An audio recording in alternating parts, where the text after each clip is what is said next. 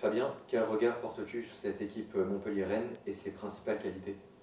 Bien, le regard que j'y porte, c'est que déjà, c'est une équipe qui va être en confiance, puisqu'elle vient de remporter un match 2-0 contre Bastia, avec forcément des garçons expérimentés à la Ligue 1, comme Savagnier et d'autres. Donc voilà, on peut remarquer que ces équipes-là ont eu un peu de mal à démarrer au départ, mais arrivent tout doucement dans le haut du championnat. Donc on sait très bien, nous, dans quel championnat on joue, mais on sait qu'il faut aller là-bas avec de l'ambition pour prendre des points. Avec déjà 6 matchs disputés, comment juges-tu l'adaptation du groupe à ce championnat des Ligues de BKT? Bien, l'adaptation n'est pas simple. On a eu l'impression parfois de ne pas être très loin. On a remporté un match et derrière ça, la dure réalité nous a repris de face puisque à partir du moment où on propose des choses, où on essaye de mettre des choses en place mais on ne les applique pas, eh bien, on prend 3-0. Donc il faut relever le contenu et il faut surtout bien penser qu'on est dans un championnat de haut niveau et que tous les détails et toutes les consignes données par Anthony ou par moi, voire Amaury dans les retours et analyses vidéo, sont importantes et du coup, il faut les appliquer. On a vu une équipe combative et solidaire depuis le début de la saison. Pour toi, est-ce que c'est dans ces valeurs que vous allez pouvoir construire le retour vers de meilleurs résultats? Oui, il faut à la fois qu'on continue dans nos valeurs, ça c'est super important. Il y a même parfois sur certaines images l'impression qu'il faut même qu'on garde encore plus nos valeurs. Mais il faut y ajouter de la constance, il faut y ajouter de la concentration, il faut y ajouter de l'application dans les consignes, encore une fois, je me répète. Mais il faut vraiment qu'on garde nos valeurs, qu'on s'appuie dessus, tout en y ajoutant de la maîtrise technique et de la maîtrise tactique. Oui, en tout cas, on espère aussi que notre public gardera ce qu'il a fait vendredi encore, parce que moi, j'ai dit aux garçons à la mi-temps, à 3-0, quand on a un COP qui chante comme le nôtre, on n'a pas le droit de lâcher. Et je pense qu'ils n'ont pas lâché, et on aura besoin de tout notre public derrière nous pour nous porter. Et je sais qu'il y aura des 50 boulonnais à Montpellier et qu'ils se feront entendre, et on espère qu'ils reviendront comme nous avec des points dans les bagages.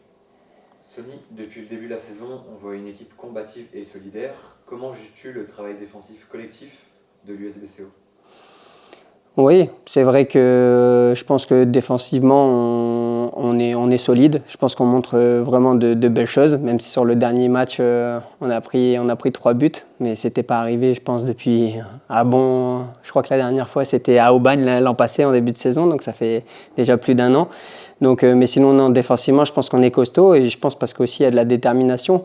Mais on sait que voilà, défendre, c'est bien, mais il faut aussi après avancer et faire en sorte d'aller dans le camp adverse pour défendre le moins possible. Et on a vraiment envie de bien faire sur les prochains matchs qui arrivent. En tant que défenseur, quels sont les principaux défis que tu as pu observer en Ligue 2 par rapport aux autres saisons? Bah c'est un tout, hein. Je pense que tactiquement c'est plus fort, techniquement c'est plus fort, physiquement c'est plus fort, les joueurs vont plus vite, exécutent plus vite. Donc on peut voir qu'on a peut-être un peu plus de temps dans la ressortie de balle, mais on voit que quand on rentre dans les 30 derniers mètres de chaque côté, c'est un autre niveau et ça il faut en prendre conscience. Mais ouais, non, ce que j'ai observé, ouais, c'est des joueurs un petit peu plus forts sur tous les aspects.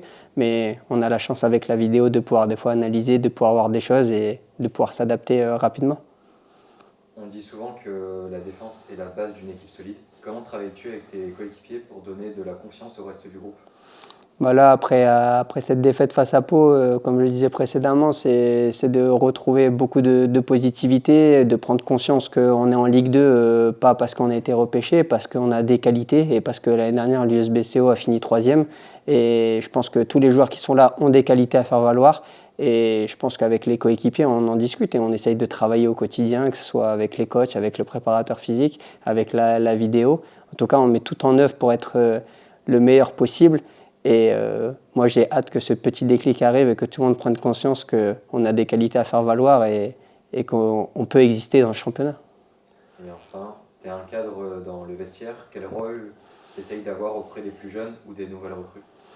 Moi, je suis moi-même, hein. J'essaye d'apporter mon smile, mon travail, ma compétitivité. C'est-à-dire que je suis quelqu'un qui veut tout gagner, quelqu'un qui haït la défaite et j'essaye de le montrer. Et après, avec les plus jeunes, j'essaye de les emmener. Le coach dit toujours à 50 ans, c'est plus de choses qu'à 30 ans et à 30 ans, c'est plus de choses qu'à 20 ans. Donc, on essaye de montrer un peu l'expérience que l'on a. Je pense qu'on a eu la chance il y a 2 ans de jouer un match 1 dans ce championnat de N2 où on était quasiment quasiment sûr de descendre et au final on a réussi à le faire. Donc c'est maintenant dans ces moments durs-là, il faut leur expliquer que voilà, on est loin d'être mort, on existe, on n'est que, si je dis pas de bêtises, à 1 ou 2 points.